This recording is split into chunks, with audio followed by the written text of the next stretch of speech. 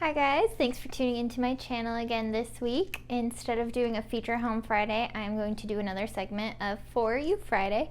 So if you are a buyer or you're planning on buying a house this year, I figured it would be a good topic to go over what costs and what percentage of money you're going to need to have with you at the closing table. So if that's something that interests you, stick around and stay tuned, and let's just jump right in.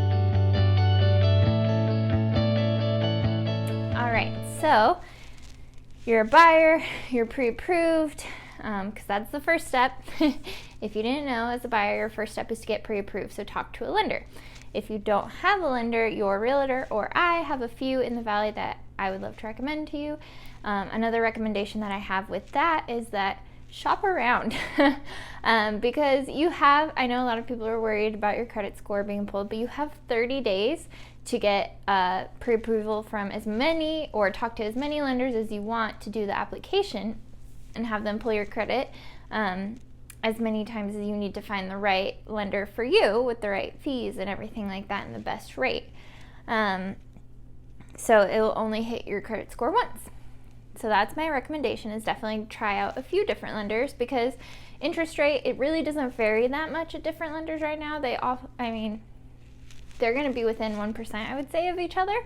Don't quote me, but the reason I recommend it is to ask for a fees worksheet, because that way you can see all of the different fees and exactly what your monthly payment's going to be. You can see what the lender fees, the title fees, what closing costs you're going to need to bring in, and all of that, because that's what's going to change your closing costs. So the money that you have to bring to closing or to the signing table is the different fees that the lender is going to ask from you. So I always ask for a fees worksheet, and I would get quite a few different quotes just so you can see who's going to give you the best deal. And definitely feel free to ask around. Ask people that you know, your family members, your friends that have already been through the process, and ask them who was their lender. And I would definitely go off of a referral basis. Anyway, that being said, so you're pre-approved. You find the house, your offer gets accepted. The first cost that you're going to have to pay out of your pocket is the earnest money, or basically like a security deposit. And typically right now in our market, we like to see at least a 1% of the purchase price. So say it's a $200,000 house or a $200,000 offer, it's recommended to offer $2,000 in earnest money. So that will come right out of your pocket once it gets deposited with title, but it does get applied to your closing costs at closing, funding, and recording. So it's not like you just lose it. But that's one thing that you're going to have in your account and ready to go when you are ready to purchase. It doesn't have to be 1%. It's just what you and the seller agree upon is a good value of your faith, I guess. So it can go, it could be $500, $1. It could be $5,000, $10,000, whatever you and the seller agree is a good earnest money value. So you get that accepted, you get your earnest money turned in. The next fee that you can expect is going to be the inspection. So you, as the buyer, because you are choosing to have an inspection done on the home, you pay for the inspection, or the inspector to come out and inspect the home for you, which can range anywhere. I've seen $300 to $700 right now. It does base it off of like a square footage. So if you're just getting a basic, I would even say like 1,000 to 2,000 square foot home, it could be anywhere from like 300, 350, maybe 500 right there. But it's when you get into the really big ones that it's going to be expensive, or even it can cost more if the house is older, because they have to do a pretty much more in-depth inspection. After your inspection comes the appraisal. So you as the buyer pay the cost, because you are the one that needs the appraisal for your lending. You are expected to pay the appraisal fee. This appraisal, it's exactly like the inspector. So you are paying for the appraiser to go out there, and it could be on our house it was $450, I want to say. So it's right in the same price range as the inspection. So $300 to $700 just to be safe. This could be paid by the lender up front, and then it's added to your closing costs at the end, or the lender, like our lender, asked us to pay for it up front. After that, you make it to the closing table and you're like, what do I need to bring? The closing costs. So the closing costs are the accumulation of the lender fees, the title fees. So what you have to bring to closing is about 2 to 3% of the purchase price, and then anything that you have to bring for a down payment. So I know there's tons of different loan options out there. If you're a first-time home buyer, everyone thinks that you need to have 20% down to buy a house. That's just not the case anymore. You can go down as low as 3%, and I know that there's some first-time home buyers, or there used to be some first-time home buyer options where you would get like a second loan to cover your down payment. So you just have to bring closing costs that covers the lender fees and the title fees. Other than that, there's not really a whole lot more that you have to bring, which I know that sounds silly, because 2 to 3% of the purchase of the house, it sounds like a lot, because that could be 6 to 8 to 10 to 15,000 plus your down payment, which is anywhere from 3% to 20%, whatever you guys are deciding to bring as a down payment. But one thing that I do want to recommend that you can also pay for out of pocket, because right now, because our market is so low in inventory, it is considered a seller's market, as you've probably heard. So we're getting multiple offers on houses, and so some of the ways we can kind of go around that and win out on multiple offer situation is by waiving inspections, which I personally do not recommend. If nothing else, at least see if you can negotiate so that you are getting an inspection for health and safety issues.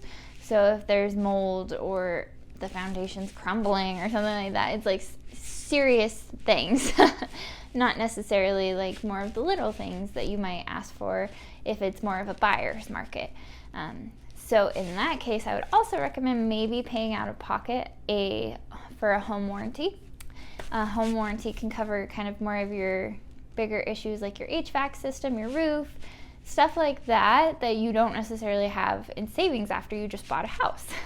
So it's pretty common in all inspections that I see that the inspector recommends servicing or having it further evaluated, like the HVAC or some wiring or the roof or something like that, because I mean, it's covering themselves, but sometimes it could last another 10 years or it could last another 6 months. You never know. And that's why I recommend trying to buy a home warranty.